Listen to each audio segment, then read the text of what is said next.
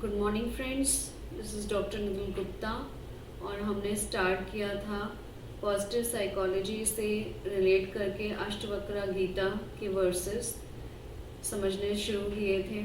तो हमने पहला वर्स पढ़ा था जिसमें अष्टवक्र जी राजा जनक के सवालों का जवाब देते हैं। जो राजा जनक ने पहला सवाल किया था कि मेरी मुक्ति किस प्रकार होगी, उसके जवाब में अष्टवक्र जी ने कहा था कि यदि तुम मुक्ति चाहते हो तो विषयों को विष के समान छोड़ दो और क्षमा, सरलता, दया, संतोष एवं सत्य का अमृत के समान सेवन करो। तो यहाँ मैं आज एक बहुत बड़ा मिथ क्लियर करना चाहूँगी कि राजा जनक ने जब ये पूछा कि मेरी मुक्ति किस प्रकार होगी, तो मुक्ति से हम लोग कॉमन पीपल मतलब समझते हैं मोक्ष का। एंड मोक्ष को ऐसा समझा जाता है कि मोक्ष एक बहुत बड़ी चीज़ है जो बहुत ज़्यादा तपस्या करने के बाद, बहुत ज़्यादा पूजा पाठ करने के बाद और संसार को छोड़ देने के बाद मिलती है। तो इसके बारे में जनरली लोग बात करना ही नहीं चाहते।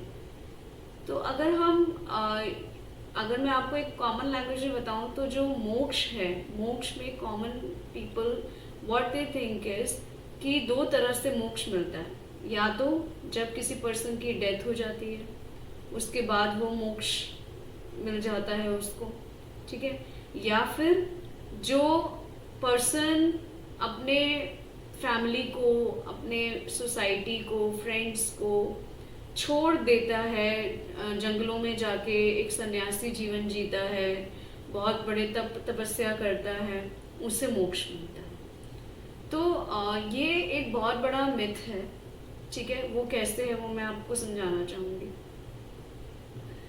मोक्ष एक ऐसा स्टेट ऑफ माइंड है, ठीक है। पहले तो आप ये समझिए कि मोक्ष ऐसा कुछ नहीं है कि आपको उसके लिए जीवन भर बहुत कुछ करना पड़ेगा, आपको तब जाकर वो मोक्ष मिलेगा, या आपकी जब डेथ होगी तब आपको मोक्ष मिलेगा, ठीक है। तो लोगों ने क्या सोचा कि जो लोग सन्यासी बने, जंगलों में चले गए अपनी फैमिली को छोड़कर, उन लोगों ने ये सोचा कि मोक्ष का मतलब सिर्फ इतना ही है कि जब हम संसार की मोह माया से निकल कर बाहर चले जाते हैं, सब चीज़ें छोड़ देते हैं और सिर्फ भगवान में मन लगाते हैं, तब तपस्या करते हैं, तब जाकर हमें मोक्ष मिलता है।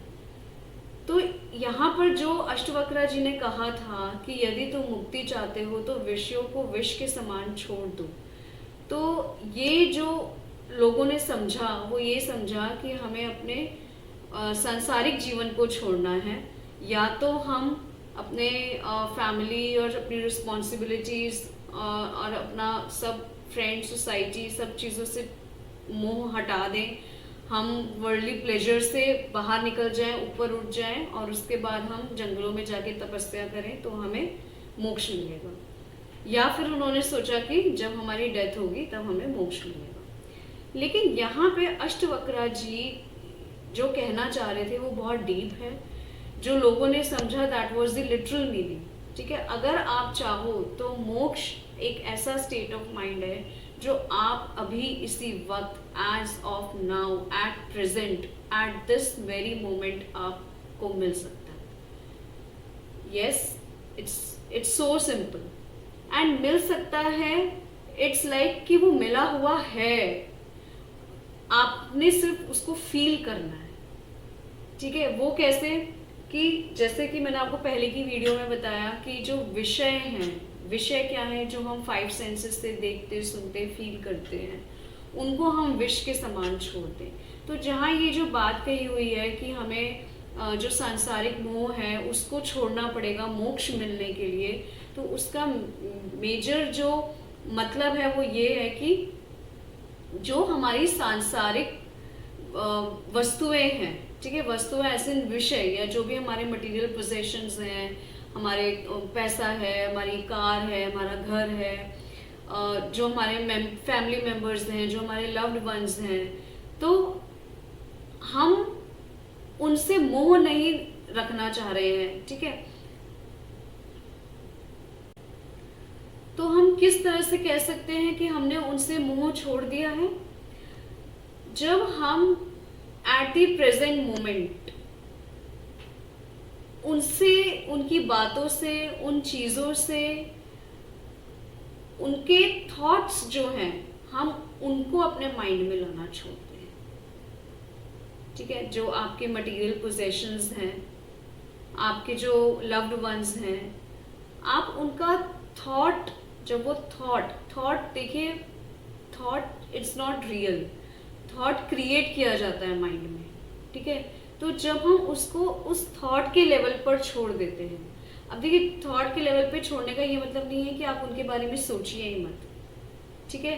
अगर आपको आज आपकी प्लेट में खाना नहीं है, या आपके पास पैसा नहीं है, या आपके जो लव्ड वंस हैं वो आपसे दूर हैं, तो अगर आप उनके बारे में नहीं सोचेंगे तो वो आपको मिलेंगे कैसे, ठीक है। तो ऐसा तो है नहीं कि हमने उनसे मिलना नहीं है, हमने उनसे मिलना है। हमने उनसे मिलने के लिए, चाहे वो पैसा है, चाहे वो फ्रेंड्स हैं, या चाहे वो खाना है, वो हमें चाहिए, दैट इज, वो हमारी नेसेसिटी है, ठीक है। तो वो हमें मिल जाएगा, मिलना चाहिए। लेकिन मिलने के बाद जब हम कॉन्स्टेंटली उनके बारे में माइंड में थॉट्स रखते हैं कि हम पूरा दिन, हमने लंच कर लिया, हमारा पेट भर गया, हम उसके बाद अब ये सोच रहे हैं कि मैं 1 घंटे बाद क्या खाऊं, या मुझे अब आज मुझे ये खाना है, मुझे, अगर हम कॉन्स्टेंटली जो हमारे थॉट प्रोसेस है हमारा अगर उन्हीं चीज़ों पर है, जैसे कि मैंने आपको पहले वीडियो में बताया था कि ये चीज़ें एक मीन्स हैं उस एंड तक पहुंचने का। वो एंड क्या है? Self realisation. जो हमारा हायर पर्पस ऑफ एग्जिस्टेंस है वो है सेल्फ रियलाइजेशन, दैट इज आत्मज्ञान, अपने आप को समझने का हुनर जो होता है, हम उससे कहीं ना कहीं चूक जाते हैं। तो क्या होता है कि अगर हम कॉन्स्टेंटली सिर्फ पूरा दिन खाने के बारे में सोच रहे हैं, या पूरा दिन हम सिर्फ पैसों के बारे में सोच रहे हैं, या हम पूरा दिन किसी पर्टिकुलर लव्ड वन के बारे में सोच रहे हैं, हम उसके अलावा कुछ नहीं कर रहे हैं, हमारे थॉट्स में कॉन्स्टेंटली वही चीज़ें घूम रही हैं, या फिर किसी ने हमारे साथ कुछ गलत किया, हम कॉन्स्टेंटली हमारा पूरा ध्यान सिर्फ उसी पे, उसने मुझे ऐसा कह दिया, ऐसा कर दिया, ठीक है। तो हमारा जो हायर पर्पसेस ऑफ एग्जिस्टेंस है, जो हम चाहते हैं कि हम लाइफ में कुछ मीनिंगफुल करें, हम उस चीज़ से चूक जाते हैं। तो कहने का इसमें तात्पर्य यही है कि आप किसी मटेरियल पोजेशन से, सांसारिक वस्तुओं से इतना मोह मत रखिए। वहीं एक्सट्रीम्स वाली बात आ जाती है कि बहुत ज़्यादा मोह या बहुत ज़्यादा हेट्रेड आप मत रखिए कि आपका जो लाइफ की आइडेंटिफिकेशन है, या जो आपका जो लाइफ का कंसंट्रेशन है, वो सारा का सारा सिर्फ फोकस उसी के ही चारों ओर चला जाए, ठीक है। आपने उन मीन्स को देखिए, food, money, friends, family, these are all means हैं एक लक्ष्य तक पहुंचने के लिए, एक डेस्टिनेशन तक पहुंचने के लिए। ये आपकी ज़रूरतें हैं।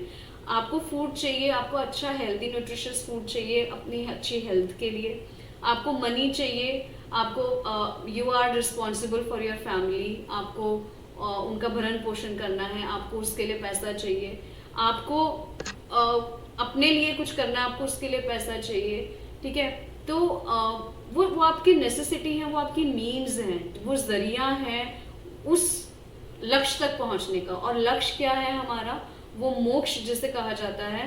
तो मोक्ष is basically that state of mind जहाँ पे आपका जो माइंड है that doesn't have any thought, ठीक है, एम्प्टी माइंडेड, एम्प्टी है वो माइंड, ठीक है, थॉट से, किसी भी तरह के नेगेटिव इमोशन से एम्प्टी है वो माइंड। जब वो एम्प्टी होगा, वो वाली जो स्टेट ऑफ माइंड होगी जहाँ पे आपने जो आपकी नेसेसिटीज हैं, फूड, मनी और आपके लव इमोशंस, उनको आपने अपने माइंड पर हावी नहीं होने दिया है, ठीक है। वो माइंड में है, कहीं ना कहीं बैक ऑफ द माइंड है, लेकिन आपका जो स्टेट ऑफ माइंड है एट प्रेजेंट, वो आपका फोकस जो है वो सेल्फ रियलाइजेशन पर है, आपके आत्मज्ञान पर है, ब्रह्म विद्या पे है कि आप अपने बारे में क्या जानते हैं, आपका इस अर्थ पे आने का क्या पर्पस है, आपका हायर पर्पस ऑफ एग्जिस्टेंस क्या है, ठीक है, तो वो एंड तक आप तभी पहुंचोगे जब आप इन चीजों को एंड ना बनाकर मीन्स तक लिमिट रखोगे। एंड ये सब चीजें कब पॉसिबल हैं? जब आप कैरेक्टर स्ट्रेंथ्स जो हम पॉजिटिव साइकोलॉजी में पढ़ते हैं, फॉरगिवनेस, काइंडनेस, ग्रैटिट्यूड, जब आप इन सब चीजों को फॉलो करोगे तो ऑटोमेटिकली जो आपका माइंड है वो सारे नेगेटिव इमोशंस छोड़ देगा और आपको बेसिकली प्रैक्टिस करना है लव विद डिटैचमेंट। आप प्यार सभी से करते हो लेकिन मोह किसी से नहीं रखते हो, ठीक है। और मोह अगर किसी से हो भी रहा है तो उसके जो रिपरकशंस हैं वो आप समझ रहे हो, तो वो समझने के बाद आप उसको छोड़ देते हो। मीन्स आपने वो मोह छोड़ दिया है, आपने प्यार नहीं छोड़ा, आपने मोह छोड़ दिया है माइंड के लेवल पर, नॉट लिटरली। आपने ऐसा नहीं है फिजिकली आप अपनी फैमिली को छोड़कर चले गए, आपने खाना छोड़ दिया, आपने पैसा छोड़ दिया, आपने अपना कंफर्ट छोड़ दिया, ऐसा नहीं है। आपने इन चीजों को छोड़ा अपने माइंड के लेवल पर कि आप जिसकी जितनी जगह है, खाने की जितनी जगह है, पैसे की जितनी जगह है, आपने उसको उतना ही लिमिट रखा है, एक्सेस में नहीं रखा है अपने माइंड के लेवल पर, अपने थॉट्स के लेवल पर। तो वो जो स्टेट ऑफ माइंड है वो आपको ले जाएगा आपके हायर पर्पस ऑफ एग्जिस्टेंस में, जिसे आप लिबरेशन और मोक्ष कहते हैं। तो यहाँ पे मैं आपको रेफरेंस देती हूँ पॉजिटिव साइकोलॉजी का, जिसमें देखिए इसमें लाइन है, here you can see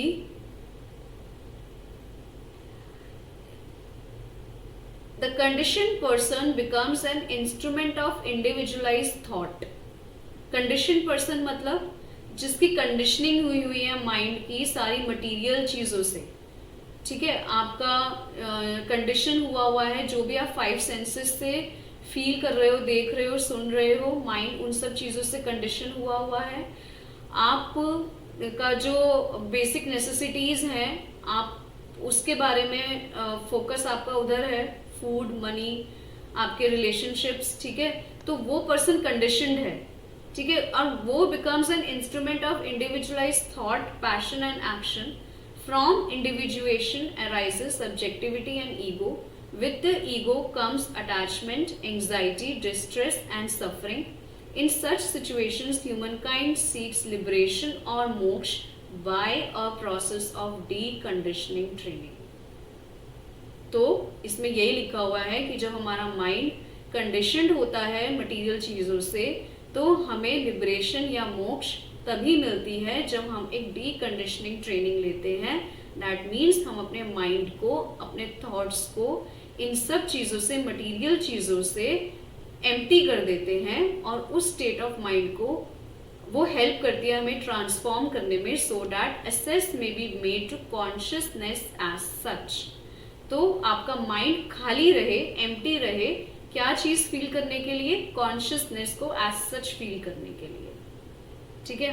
so to this end brain process learning, mind generated understanding and consciousness assessed realization are required. So yoga is a method of liberation via realization of transcognitive states। अब इसमें 3 चीजें कही गई हैं जो हम आगे detail में पढ़ेंगे कि 3 तरह के वेज होते हैं जो आपको मोक्ष तक या आपके एंड तक आपको लेकर जाते हैं। एक होता है ज्ञान योगा, दैट इज नॉलेज, जो मैं अभी आपको दे रही हूँ, समझाने की कोशिश कर रही हूँ कि आपने समझ लिया चीजों को। दूसरा होता है डिवोशन फोकस और भक्ति योगा, जो लोग बहुत किसी को अपना आइडल मान लेते हैं और डिवोटेड हो जाते हैं और उसमें अपना मन लगा लेते हैं। या फिर होता है एक्शन ओरिएंटेड कर्मा योगा, जिसमें कि लोग कर्म ही ऐसा कर रहे हैं कि वो आपको मोक्ष और लिबरेशन के पाथ पर ले जा रहा है। ओके, अब इसी रेफरेंस में हम देखेंगे कैरेक्टर स्ट्रेंथ्स के बारे में। जो कैरेक्टर स्ट्रेंथ फर्स्ट वर्सेस में दी हुई है अष्टवक्र गीता के, see forgiveness, gratitude, kindness, empathy.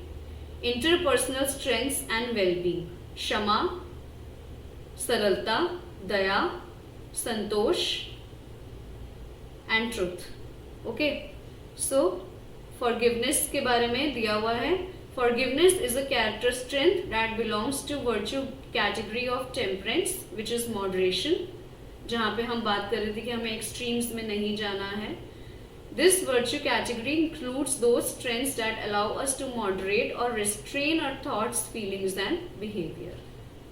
Okay, तो हमने अपने माइंड में एक बहुत रिवेंजफुल फीलिंग को नहीं रखा है, उसे मॉडरेट करके हम फॉरगिवनेस पे ले आए हैं अपने माइंड के लेवल पर. अब देखिए यहाँ पे एक बात आ जाती है कि सपोज किसी ने कुछ क्रिमिनल एक्टिविटी करी, तो क्या हम उसको भी फॉरगिव कर दें? जी हाँ, आप उसको भी फॉरगिव करेंगे, लेकिन सिर्फ और सिर्फ माइंड के लेवल पर. ठीक है, कि उसने अगर ऐसा किया तो जरूर कुछ ना कुछ कोई ऐसा उसका कंडीशनिंग रही होगी जिसकी वजह से वो उसको इस क्रिमिनल लेवल तक ले आया है. तो लेकिन क्योंकि ये क्राइम है तो हमें फिजिकल लेवल पर उसको पनिशमेंट देनी है. ठीक है.